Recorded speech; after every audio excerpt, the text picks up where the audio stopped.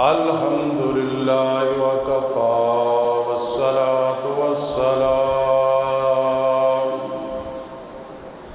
والصلاة والسلام على من لا نبي بعده وعلى آله وأصحابه وأزواجه وآل بيته وأحبائه.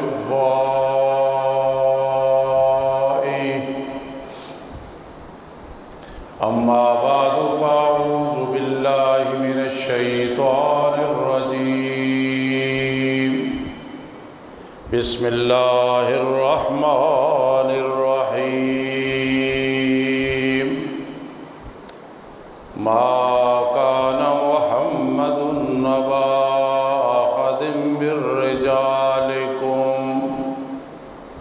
ولكن رسول الله وخاتم النبيين وكان الله بكل شيء عليما.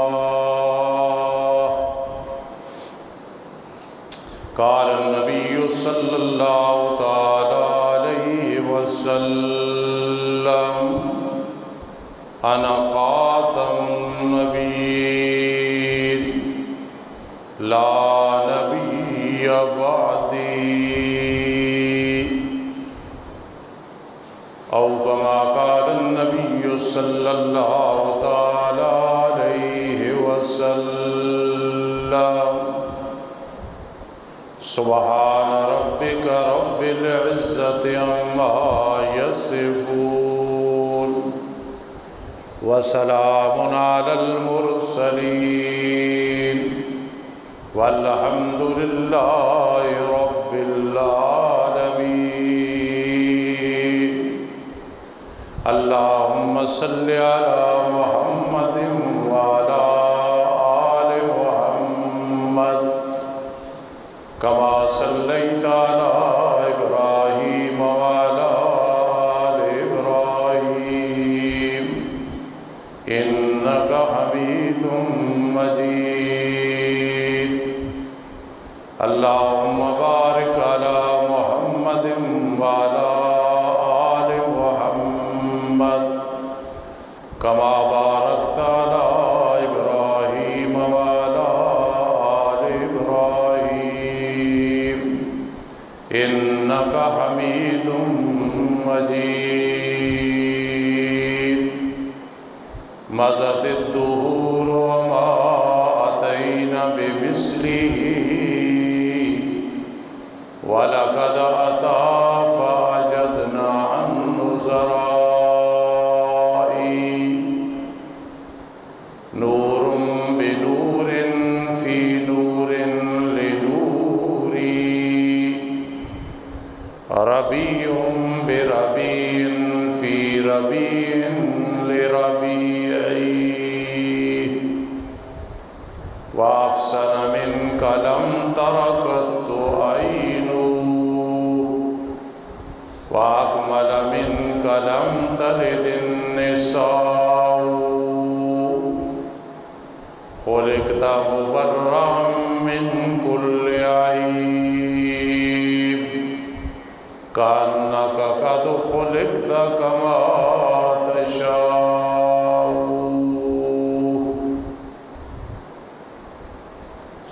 واجب الاحترام سامعین کرام، مجھ سے قبل میرے عزیز نوجوان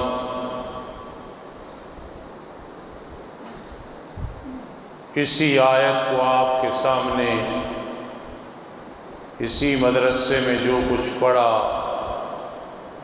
بیان کر رہے تھے. اللہ ان کا بیان کرنا، آپ کا سننا قبول و منظور فرمائے، اور انہیں اور ان کے تمام روحانی بھائیوں کو اللہ پاک دین کا سچا سچا خادم بنائے. آمین ثم آمین. چونکہ 7 ستمبر کو اہل ایمان، اہل اسلام، خصوصاً اہل سنت والجماعت،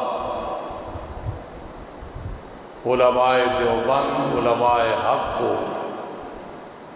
اور نبی اکرم صلی اللہ تعالی علیہ وسلم کے ہر امتی کو جو کلمہ پڑھنے والا ہے،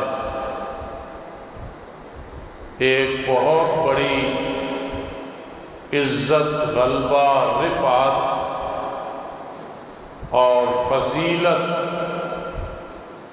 اور فتح نصیب فرمائی تھی۔ سن 74 میں 7 ستمبر مرزائی ملعون انہیں اسمبلی میں اقلیت قرار دیا گیا کہ ان کا اسلام کے ساتھ کوئی دخل نہیں، انہیں اپنی عبادت خانوں کو مسجد کہنا مسجد کی توہین ہے، اور انہیں اپنے آپ کو مسلمان کہنا مسلمان کی توہین ہے۔ تو اس لیے اس حوالے سے خطبہ درسوں میں، آج کے جمعوں میں اپنی اپنی طاقت کے مطابق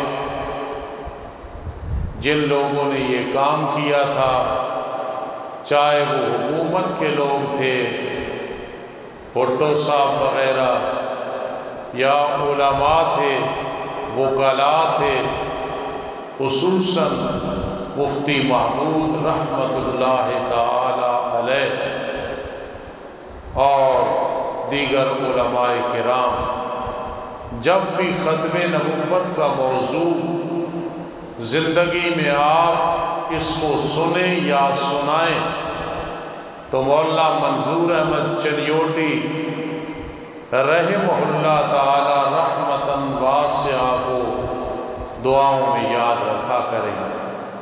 اس شخص نے جتنا کام اس موضوع پہ کیا، آج تک نہ کوئی کر سکا اور شاید نہ کر سکے گا۔ بہت بڑی انہوں نے ختم نبوت کے حوالے سے خدمت کی ہے۔ میرے استاد محترم مولانا خضر حسین رحمۃ اللہ تعالی علیہ جو ماضی قریب میں فوت ہوئے، اور حضرت نے وصیت کی تھی کہ میرا جنازہ حبیب الرحمان پڑھائے گا، تو اللہ نے مجھے توفیق دی، میں نے ان کا جنازہ پڑھایا۔ وہ شاگرد تھے منظور احمد چنیوٹی رحمہ اللہ تعالی کے، اور بڑی بڑی عجیب باتیں ان کی سنایا کرتے تھے۔ اس لحاظ سے حضرت چنیوٹی میرے روحانی دادا لگتے ہیں۔ بہت سارے علماء کے وہ باپ ہیں یا دادا ہیں یا پردادا ہیں۔ بہت بڑا انہوں نے ختم نبوت کے حوالے سے کام کیا ہے۔ جب میرے آقا علیہ السلام نے حضرت زینب جو ایک بڑے خاندان کی تھی، جن کا نکاح حضرت زید سے ہوا رضی اللہ تعالیٰ عنہ، اور آپ انہیں بیٹا کہا کرتے تھے، بیٹا بنایا ہوا تھا، متبنہ بیٹا جس کو کہتے ہیں۔ جب انہوں نے طلاق دے دی، کیونکہ حضرت زینب ان کا خاندان امیر تھا، حضرت زید غلام تھے، نبھا نہ ہو سکا، اللہ کے حکم سے ایسے ہونا تھا، تکوینی امر تھا، تو حضرت زید نے طلاق دی۔ قرآن مقدس کہتا ہے، فرماتا ہے فَلَمَّا قَضَىٰ زَيْدٌ مِّنْهَا وَطَرًا زَوَّجْنَاكَهَا، حضرت زید نے طلاق دے دی، ہم نے زینب کا نکاح آپ کے ساتھ پڑھا دیا۔ اب اس میں کوئی پنجابی میں کہتے اولا رہتا ہے، کوئی رولا رہتا ہے، کوئی پوشیدگی رہتی ہے، کہ اللہ فرما رہے ہیں زوجناکہا، ہم نے نکاح کرا دیا زینب کا، اے میرے لاڈلے پیغمبر آپ کے ساتھ۔ اب آپ دیکھیں کہ اس میں کون سا اعتراض ہے؟ تو لوگوں نے پراپگنڈا کیا، مہم چلائی کہ دیکھو جی اپنی بہو کے ساتھ نکاح کر لیا ہے محمد رسول اللہ صلی اللہ تعالی علیہ وسلم نے۔ اللہ نے اس رسم کو ختم کرنے کے لیے سورہ احزاب 22واں پارہ اور رکوع نمبر 2 میں واضح طور پہ فرما دیا کہ میرے پیغمبر کے 4 بیٹے بچپن میں فوت ہو گئے، وہ ابھی رجال نہیں بنے تھے، وہ تو طفل تھے، بچے تھے، وہ تو فوت ہو گئے۔ اس میں حکمت تھی، وہ زندہ ہوتے انہیں نبوت ملتی تو میرے آقا خاتم النبیین نہ رہتے، نہ ملتی تو لوگ کہتے ابراہیم علیہ السلام کے بیٹے کو نبوت ملی، انہیں کیوں نہیں ملی؟ اللہ کی حکمت تھی، عطا بھی کیے اور زندگی میں بچپن میں اپنے پاس بلا بھی لیے۔ تو قرآن مجید نے ان لوگوں کو جواب دیا۔ اور آپ یہ بات ذہن میں رکھیں، حضرت زید ایک ایسے شخص ہیں جن کا ذکر قرآن میں نام کے ساتھ آیا ہے، فَلَمَّا قَضَىٰ زَيْدٌ مِّنْهَا وَطَرًا، اس لیے کہ انہوں نے ایک بہت بڑی رسم کو توڑا تھا، رسم کو ختم کیا تھا۔ تو اس سے یہ سبق ملا، اگر ہم بھی کسی رسم کو توڑنے کا سبب بن جائیں، چاہے وہ تیجا ہے، چوتھا ہے، 10واں ہے، 40واں ہے، سال گرہ ہے، برسی ہے، نیندرا ہے وغیرہ، تو رب کائنات بہت راضی ہوں گے کہ حضرت ایک رسم کو، رسم جاہلیت کو ختم کرنے کا سبب بنے۔ قرآن کو اتنا پیار آیا کہ حضرت زید کا ذکر قرآن میں نام کے ساتھ آ گیا، فَلَمَّا قَضَىٰ زَيْدٌ مِّنْهَا وَطَرًا۔ ہاں یہ بات ذہن میں رکھیں، اگر کسی کا نام نہیں آیا یہ نہیں کہ اس کی شان میں کمی آئی ہے، اس کو جزوی فضیلت کہتے ہیں، ایک فضیلت کے جزوی طور پہ حضرت کو یہ فضیلت نصیب ہوئی ہے۔ تو قرآن مجید فرقان حمید نے کیا کیا؟ رد کیا ان لوگوں کا جنہوں نے کہا بہو کے ساتھ نکاح کر لیا ہے، ما کان محمد ابا احد من رجالکم، نبی اکرم صلی اللہ تعالی علیہ وسلم تم میں سے کسی مرد کے باپ نہیں ہے۔ قربان جب یہاں رجال کا لفظ آیا اس لیے کہ آپ کے بچے چھوٹے تھے، بیٹے چھوٹے تھے، کوئی یہ نہ کہے کہ بیٹے تھے، بیٹوں کی نفی، رجال کی نفی کی ہے، بڑے مردوں میں سے وہ کسی کے باپ نہیں۔ ہاں روحانی باپ ہیں، نبی ہیں، رسول ہیں، ان کا باپ سے بھی مقام زیادہ ہے، ماں باپ سے مقام زیادہ ہے، آباء و اجداد سے زیادہ ہے، لیکن جو حقیقی باپ ہوتا ہے ما کان محمد ابا احد من رجالکم، تمہارے بڑے مردوں میں سے کسی کے وہ باپ نہیں کہ تم کہو زید کی بیوی کے ساتھ نکاح کیوں کیا، بہو اور نو کے ساتھ نکاح کیوں کیا۔ یہ رب کائنات نے بڑے اچھے انداز سے رد کر دیا ہے۔ وَلَٰكِن رسول اللہ، لیکن وہ تو اللہ کے رسول ہیں، وَخَاتَمَ النَّبِيِّينَ، اور خاتم النبیین ہیں، آپ کے بعد نہ کوئی نبی آیا ہے، نہ آنا ہے، نہ ضرورت ہے، نہ آ سکتا ہے۔ یہ خاتم ہو یا خاتم ہو معنی اور مطلب ایک ہی بنتا ہے۔ بعض قاری خاتمہ یہ ماضی کا صیغہ بناتے ہیں، لمبی بات ہے، وہ علماء کی ہے، لیکن اللہ کے رسول ہیں، وخاتم النبیین، اور خاتم النبیین ہیں۔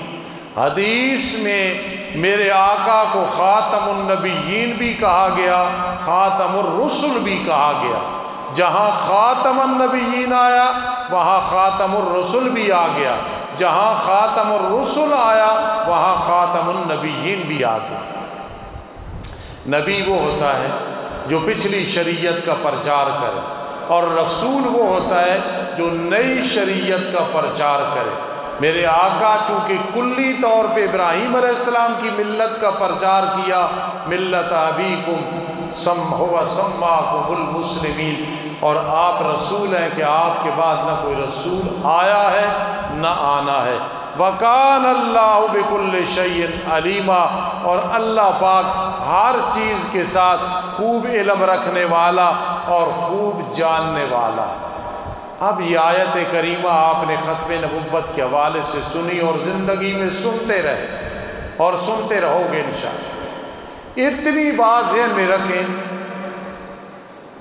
کہ پورے قرآن مجید میں 100 آیات ایسی ہیں جن میں میرے آقا علیہ السلام کی ختم نبوت کا ذکر ہے۔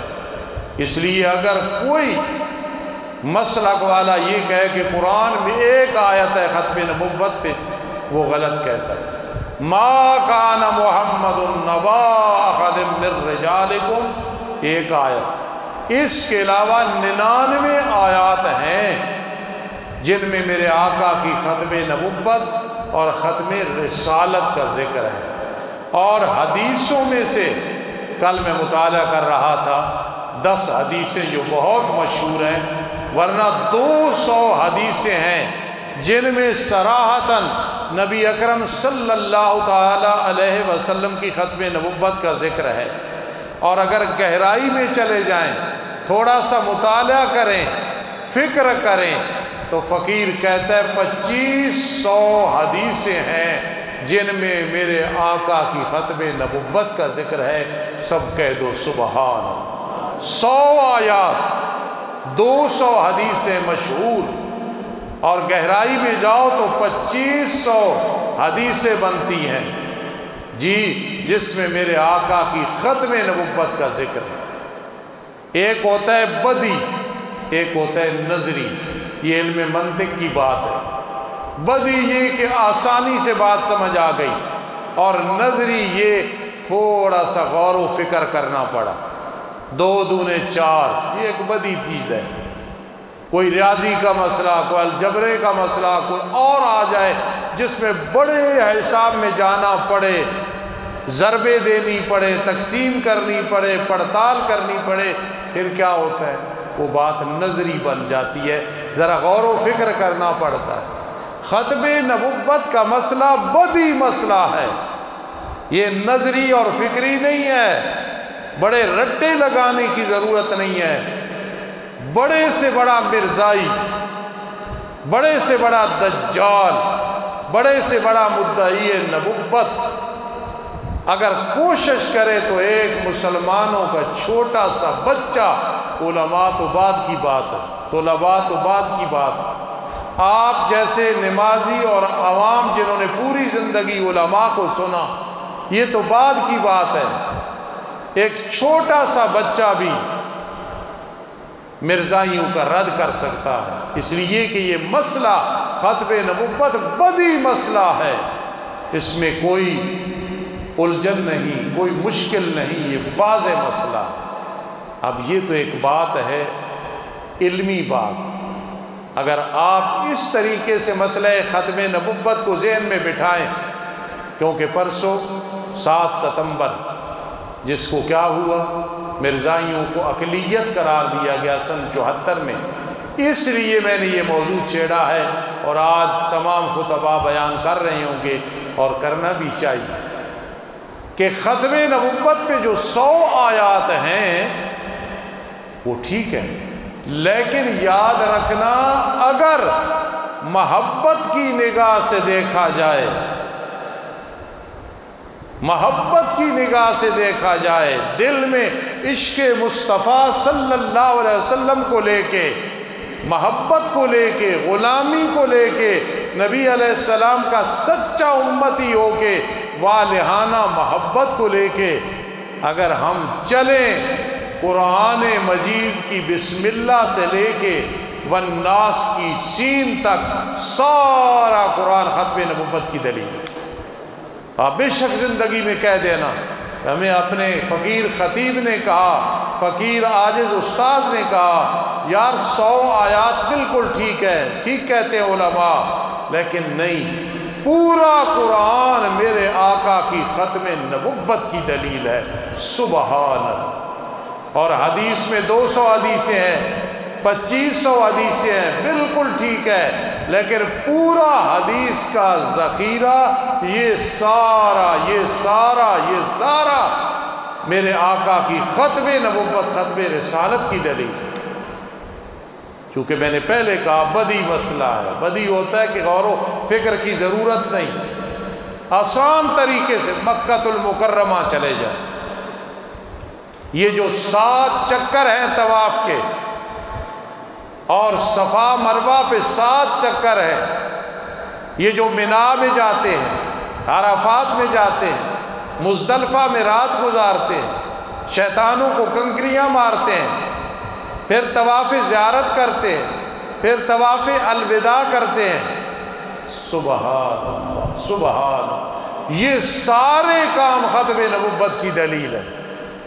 اگر زکوٰۃ دینے والے سے کوئی پوچھے زکوٰۃ دی ہے؟ جی دی ہے الحمدللہ، یار کو ختم نبوت کی دلیل دے تو وہ بالکل علی الاعلان کہہ سکتا ہے، اور دلائل تو بڑے ہیں، یہ جو زکوٰۃ ہے نا 40واں حصہ، یہ بھی ختم نبوت کی دلیل ہے۔ اگر کسی نبی نے آنا ہوتا تو پھر یہ ہوتا فلاں وقت تک 40واں حصہ، پھر شریعت بدل جائے گی قیامت تک، قیامت تک یہ جو زکوٰۃ ہے 40واں حصہ، عشر ہے 20واں یا 10واں حصہ، یہ بھی ختم نبوت کی دلیل ہے۔ اب اس سے زیادہ آسان کیا بات؟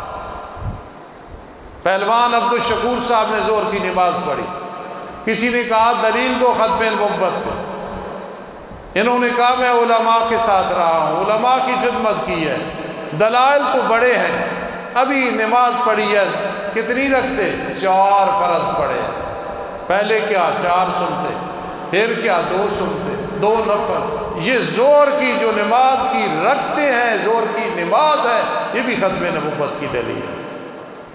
شروع سے آ رہی ہے 1400 سال، آج تک تبدیلی نہیں آئی ہے۔ حافظ خالد صاحب نے اذان دی، کسی نے کہا دلال دو، انہوں نے کہا ہم علماء کی اولاد ہیں، مولا عبداللہ راشد رحمہ اللہ کی روحانی اولاد ہے، ہمارے پاس بڑے دلائل ہیں، لیکن جو میں نے اذان دی ہے یہ بھی ختم نبوت کی دلیل ہے۔ اشہد ان محمد رسول اللہ، اسی کی دلیل ہے جی۔ علی ھذا کا حج بیت اللہ کیا، رمضان کے روزے رکھے، یہ سب سے آسان دلیلیں ہیں کہ رمضان کے 30 روزے ہیں، 29 روزے ہیں، افطاری کا قانون سنت، سحری کا قانون، عید الفطر کے احکام، قربانی کے احکام، یہ سارے ختم نبوت کی دلیل ہے۔ یقین کرنا یہ ایک ایسا مسئلہ ہے ختم نبوت کا، اللہ جس کے لیے آسان کر دے، جس کے لیے مشکل کر دے۔ ہم طالب علم ہیں، ہمارے اساتذہ اور علماء اور خصوصاً منظور احمد چلیوٹی رحمہ اللہ کی ہم نے تقریریں سنی۔ میں چھوٹی کتابیں پڑھتا تھا، اس مدرسے میں حضرت آئے اور اس دن اتنی بارش ہو رہی تھی، اتنی بارش کہ شاید اس طرح بارش نہ دیکھی ہو، لیکن مجمع اتنا تھا کہ شاید اس طرح مجمع نہ دیکھا ہو۔ حضرت چلیوٹی نے ختم نبوت بیان کی، لوگ کیسٹیں لے کے آئے، اس وقت کیسٹوں کا دور تھا، گھنٹے کی کیسٹ لے آئے، 1.5 گھنٹے کی لے آئے، حضرت نے 2.25 گھنٹے تقریر کی، ختم نبوت کا موضوع بیان کیا۔ حضرت کے پاس کلہاڑی ہوتی تھی سنت کے مطابق ہاتھ میں، اور فرمایا میں اب بوڑھا ہو گیا ہوں، میری وہ طاقت نہیں ہے، اور ساتھ فرمایا منظور احمد چلوٹی رحمہ اللہ نے، ہاں جتنی طاقت میرے اندر اب ہے تمہارے اندر سننے کی بھی نہیں ہے۔ سب کی کیسٹیں ختم ہو گئی، ٹیپ بند ہو گئی، لیکن حضرت نے 2.25 گھنٹے ختم نبوت کا مسئلہ بیان کیا۔ نبی علیہ السلام کے عاشقوں، غلاموں، محبت رکھنے والوں، بہت اچھے طریقے پہ ہو۔ اور یہ بھی ختم نبوت کی دلیل ہے کہ گناہگار کلمہ پڑھنے والا، نیکوکار کلمہ پڑھنے والا نبی علیہ السلام سے اپنی طاقت کے مطابق محبت رکھتا ہے، اپنی طاقت کے مطابق غلامی کا اقرار کرتا ہے۔ یہ سب ختم نبوت کی دلیلیں۔ اب آپ کو ایک سبق دینے لگا ہوں، اگر یہ آپ سمجھ لیں گے بہت بڑی چیز ہوگی۔ اگر کسی کا تعارف پوچھ رہا ہو نا، تعارف، یار اپنا تعارف کرا دے، اپنا نام بتائے گا، اپنے والد صاحب کا نام بتائے گا، اپنے استاذ کا نام بتائے گا، سچی بات کر کے اپنا تعارف کرا دے گا۔ حدیث میں ایک اصطلاح آتی ہے، ہم پڑھایا کرتے ہیں ہر سال، کہ ایک آدمی اپنے استاذ کا نام نہ لے، اس کے استاذ کا لے لے۔ کیوں لے لے؟ لوگ کہیں گے اس سے پڑھا ہے، اس سے بڑے کا نام لے لیتے ہیں۔ اس کو عربی میں تدلیس کہتے ہیں۔ محدثین کہتے ہیں کسی سودے کو بیچتے وقت تدلیس کرنا، کہ پہلوان صاحب بھینس بیچنے لگے، گائے بیچنے لگے، خدا نخواستہ اس کا عیب نہیں بتایا، اس کو عربی میں تدلیس کہتے ہیں۔ تو محدثین فرماتے ہیں کپڑے میں، جانور میں، گندم میں، سونے میں، چاندی میں تدلیس جائز نہیں ہے، سچی بات کرو جو ہے۔ تو حدیث اور دین کے معاملے میں تدلیس کیسے جائز ہے؟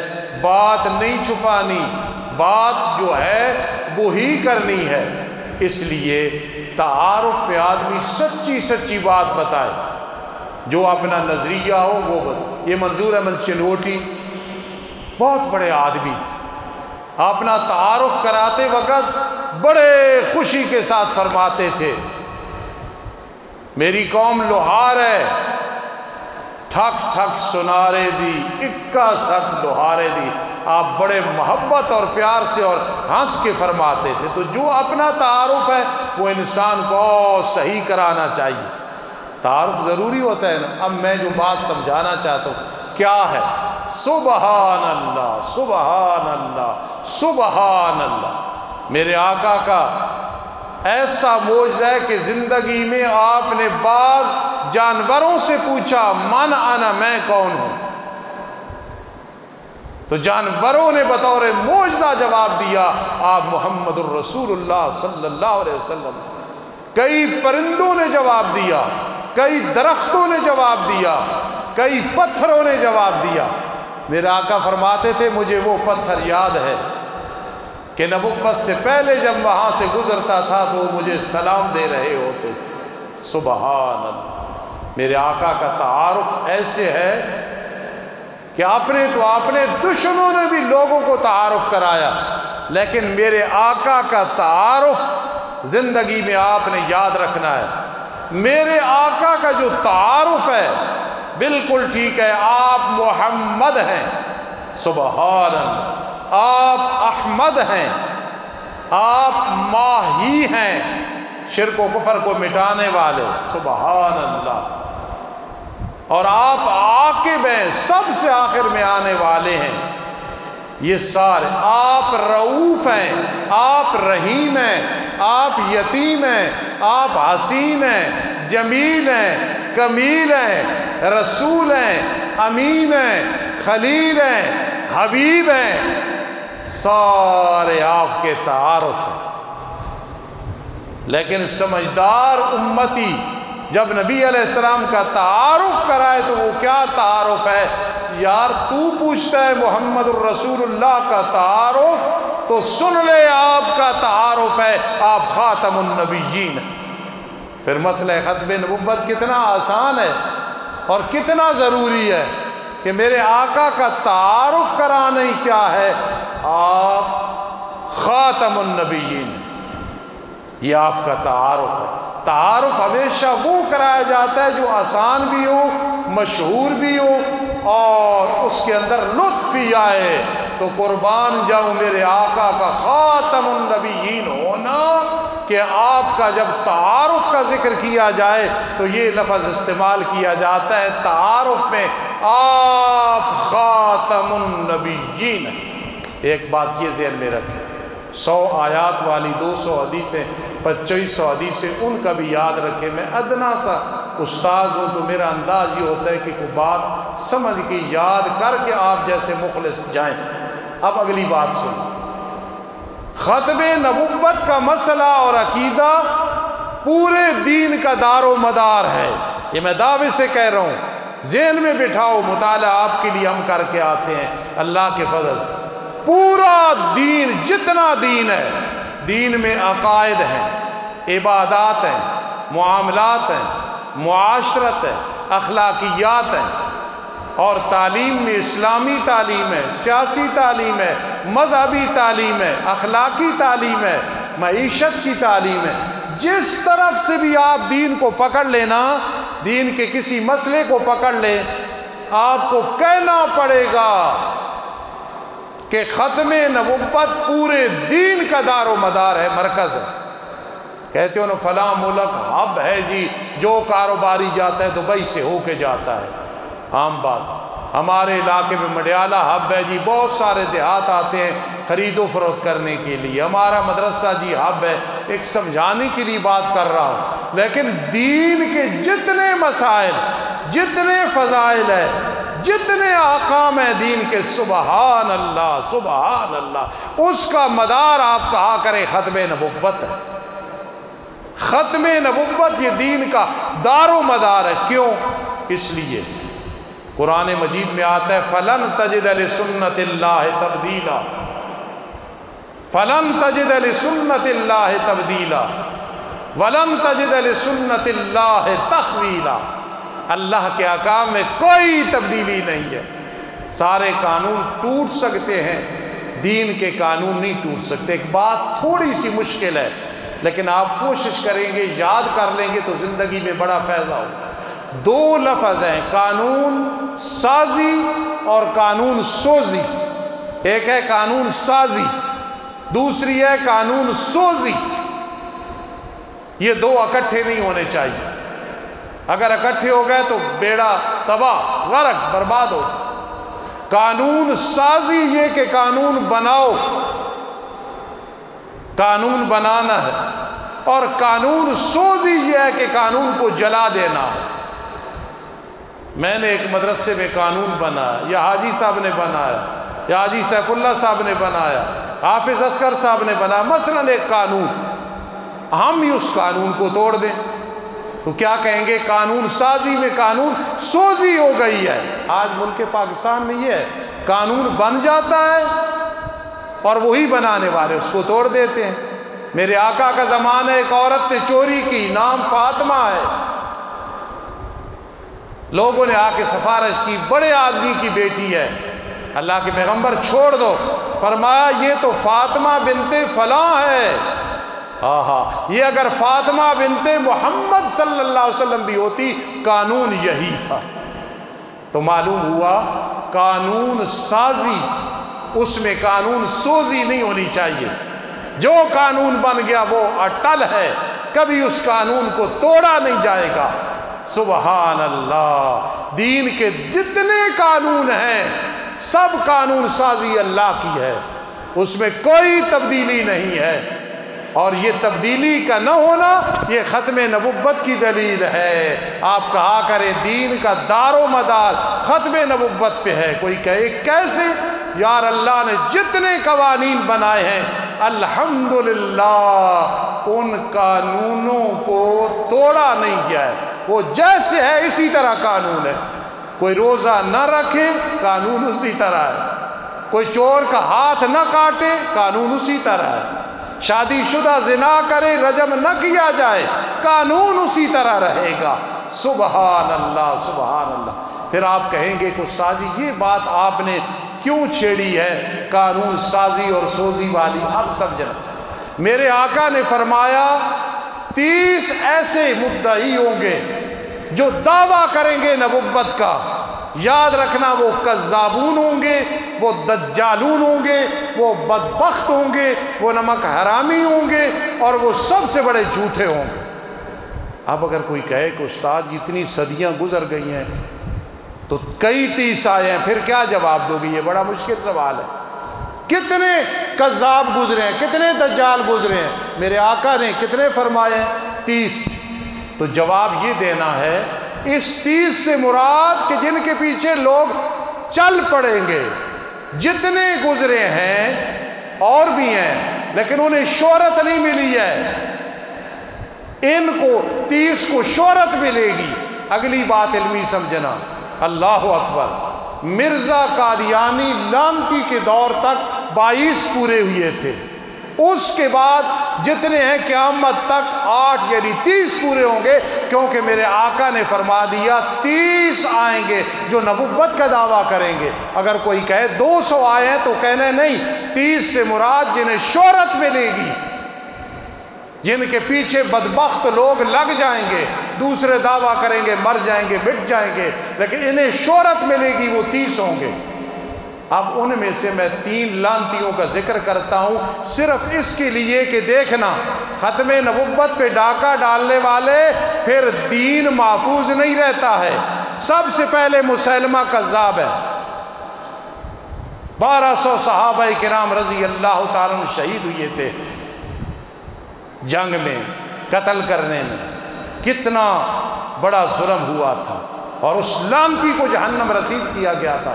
لیکن مسیلمہ کذاب نے جب نبوت کا دعویٰ کیا، اب دیکھنا کیا تبدیلی کی، کلمے میں اشہد ان مسیلمہ تھا رسول اللہ، تو تبدیلی آئی کہ نہیں آئی؟ ختم نبوت پہ ڈاکہ ڈالنے والے یہ تبدیلی کرتے ہیں۔ مسیلمہ کذاب نے 5 نمازوں کو 3 نمازیں قرار دیا تھا، تبدیلی آئی ہے یا کہ نہیں آئی ہے؟ مسیلمہ کذاب نے محرم عورت ماں بہن کے ساتھ نکاح کو حلال کر دیا تھا، تبدیلی آئی ہے یا کہ نہیں آئی ہے؟ زنا اور شراب کو حلال کر دیا تھا، تبدیلی آئی ہے یا کہ نہیں؟ تو دین کا دار و مدار ختم نبوت پہ ہے، جو اس پہ ڈاکہ ڈلے گا دین میں تبدیلی آئے گی، جو کہ کفر ہے اور بدترین وہ کافر ہے۔ ایک ایران میں گزرا ہے پچھلی صدی میں، بہاؤالدین ایرانی، اس نے دعویٰ کیا نبوت کا، دعویٰ کرنے کے بعد کہا یہودی بھی ٹھیک ہے، سننا نصرانی بھی ٹھیک ہے، سکھ بھی ٹھیک ہے، ہندو بھی ٹھیک ہے، فلاں بھی ٹھیک ہے، فلاں بھی ٹھیک ہے۔ بھائیوں کے سنٹر میں چلے جاؤ نا جی، تو وہاں سارے عبادت خانے ہوں گے، یہودی ادھر کر لو، نصرانی ادھر کر لو، جبکہ قرآن مجید کہتا ہے یا ایھا الذین آمنوا ادخلوا فی السلم کافہ، اے ایمان والو اسلام میں پورے کے پورے داخل ہو جاؤ۔ تو میری بات سمجھیے، ختم نبوت پہ ڈاکہ ڈالے گا تبدیلی آ جائے گی۔ اور تیسرا میں ذکر کرنے لگا ہوں مرزا لعنتی کا، قادیان کے خبیث کا، کہ جو اپنے آپ کو کبھی عیسیٰ علیہ السلام بنا دیتا ہے، کبھی امام مہدی بنا دیتا ہے۔ اب جس دن مجھے موقع ملا تو امام مہدی اس کا پورا تعارف اور جو حقیقت ہے وہ میں انشاءاللہ آپ کے سامنے بیان کروں گا، کیونکہ امام مہدی کے بارے میں شیعہ کہتے ہیں غار میں ہے، بالکل غلط ہے۔ مرزا کہتا تھا میں امام مہدی ہوں، حالانکہ امام مہدی کی شرط ہے حضرت حسن کی اولاد سے ہوگا اور بہت خوبصورت ہوگا اور بہت حاکم ہوگا۔ مرزا کو تو دیکھ کے الٹی آ جاتی تھی، اس کا تو خاندان مغل تھا، مغل کوئی برا خاندان نہیں، میں صرف کہہ رہا ہوں کہ وہ سید نہیں تھا، اس کا تو یہ خاندان نہیں تھا۔ اور خوبصورتی کہاں تھی اس کی، تو وہ بدصورتوں کا چیئرمین تھا، بد شکل تھا۔ اس لیے پھر میں اس موضوع کو تفصیل سے بیان کروں گا، ابھی آپ سن لیں۔ مرزے نے نبوت کا دعویٰ کیا جس طرح مسیلمے نے کیا، بہاؤالدین ایرانی نے کیا۔ مرزے نے جب کیا تو اس لعنتی نے قرآن میں جو اولی الامر آتا ہے نا، علماء اور خلفاء، اس نے انگریزوں کو اولی الامر میں داخل کیا، چونکہ ان کی بلی تھی، ان کے پیچھے چلنے والا تھا۔ اولی الامر جو علماء ہیں، حکومت والے، خلفاء ہیں، اچھے لوگ، امیر المومنین گزرے ہیں، وہ مراد ہے۔ یہ تبدیلی آئی ہے یا کہ نہیں تبدیلی آئی؟ اور اس لعنتی نے کہا برطانوی حکومت سے جہاد کرنا حرام ہے، یہ تبدیلی آئی ہے یا کہ نہیں آئی؟ اور اس لعنتی نے کہا تھا جتنے مجاہدین ہیں، یہ مرزے نے کہا تھا انگریزوں کو خوش کرنے کے لیے، جتنے مجاہدین ہیں سب نمک حرامی ہے، یہ کفر ہے یا کہ نہیں؟